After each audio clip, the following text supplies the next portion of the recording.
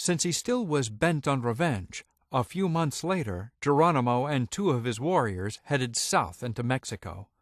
They decided to attack a small village. They noticed 5 hitched horses, and when they approached them, the Mexicans opened fire from the houses, killing both of Geronimo's warriors. He was surrounded and trying to escape. The fight lasted until dark, when Geronimo managed to escape, supposedly killing 3 Mexicans that day.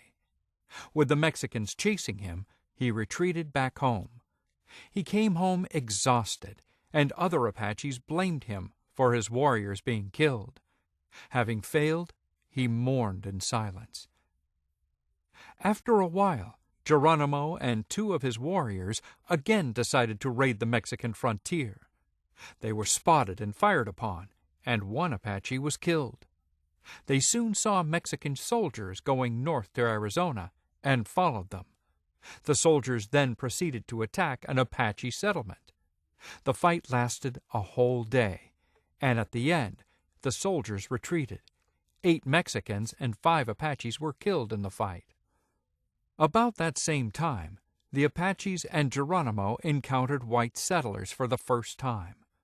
The 2 parties couldn't speak because they didn't understand each other, but they shook hands and befriended each other. The Apaches made camp near the settlers who were measuring land.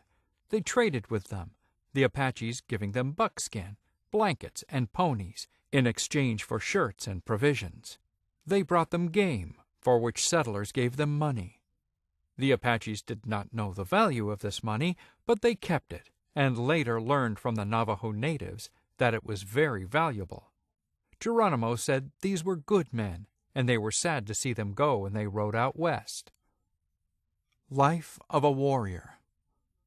Geronimo dedicated his life to battling his enemies. Between 1858 and 1868, he led dozens of war parties and raids into Mexican territory. These small assault teams, usually ranging somewhere between 5 and 30 warriors, killed soldiers wherever they could find them and pillaged border settlements and supply trains for weapons, guns, horses, cattle, and food before escaping back to Apache territory.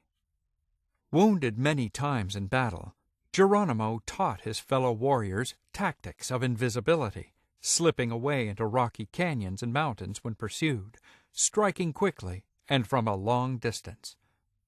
In 1860, Geronimo led 26 warriors in an ambush of a company of Mexican cavalry.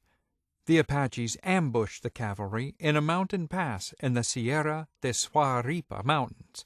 Carefully scouting them for 2 days, at a planned moment they opened fire from the high ground.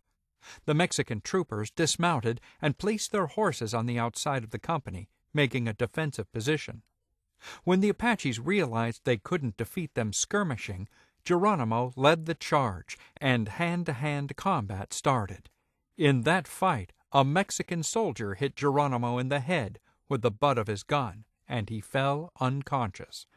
Geronimo was saved by one of his warriors that followed him into the charge and killed the soldier. The Apaches defeated the Mexicans, leaving no survivors. Geronimo was later awakened by his men, and they marched back home. In his biography, he later wrote, "The recovery lasted for months, and he carried the scar from this battle for life." The Apaches had suffered many casualties in this battle. Attacks and counterattacks were common. In December of 1860, 30 miners launched a surprise attack on an encampment of Bedonkohe Apaches on the west bank of the Mimbres River. The miners killed 4 natives, wounded some, and captured 13 women and children. Retaliation by the Apache again followed, with raids against U.S. citizens and property. A while later, the U.S. Army came near Apache territory. They made camp on the Gila River south of Hot Springs. At first they were friendly, and the natives did not dislike them, but a year later some fighting broke out.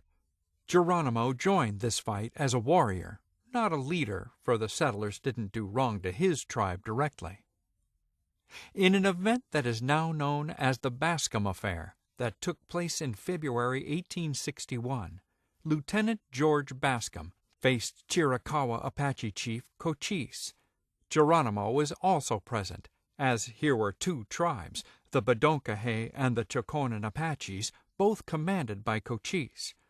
Bascom was sent to recover livestock and a young boy who had been kidnapped a while back. The two leaders met. Cochise, who had been held hostage while the negotiations took place, was offended because he claimed his band never did such things. In a dramatic confrontation, Cochise escaped, and both parties took hostages. All the hostages had later been killed. That started off a 25-year period of bloody hostilities between the Chiricahua Apaches and the United States, and a personal 10-year war between Cochise and the U.S. Army. After this event, the native tribes agreed not to be friendly toward the white settlers anymore. There was no general engagement, but a long struggle followed. Sometimes Apaches attacked the soldiers, and sometimes the Army attacked the Apaches. A year later, in 1862, the Battle of Apache Pass occurred. The 5th Regiment of California Volunteers, who numbered around 100 men, marched toward the San Simon River along the old Butterfield Road through Apache Pass.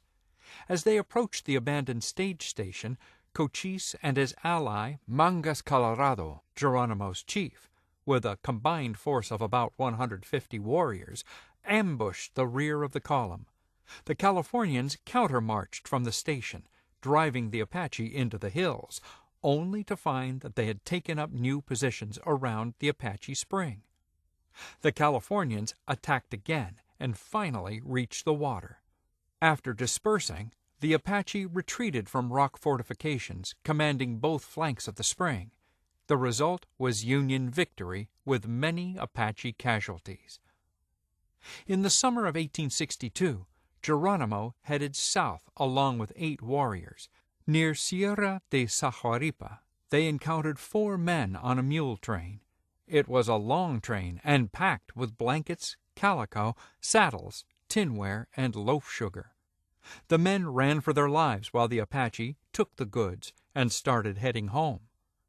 While heading home, the same thing happened with a man riding a train full of cheese. The man fled, and the Apaches once again took the goods and continued home.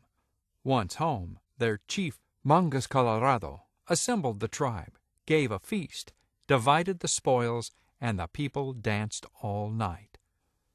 3 days after that, a company of Mexican cavalrymen approached the Apache camp. The Apaches divided into 2 divisions. Mangas Colorado took command of one division and Geronimo of the other. After 4 hours of battle, the Mexicans suffered 10 casualties, so they retreated. 1 Apache was also killed. In 1863, Geronimo and 3 warriors went on a raid with bows and arrows in the Sonora area. Their target was a small village. When they attacked, all the Mexicans ran away. They managed to kill 1 of them. Then they proceeded to loot the village, finding many goods and stores. They rode in a herd of horses and mules, and packed as much provisions and supplies as they could.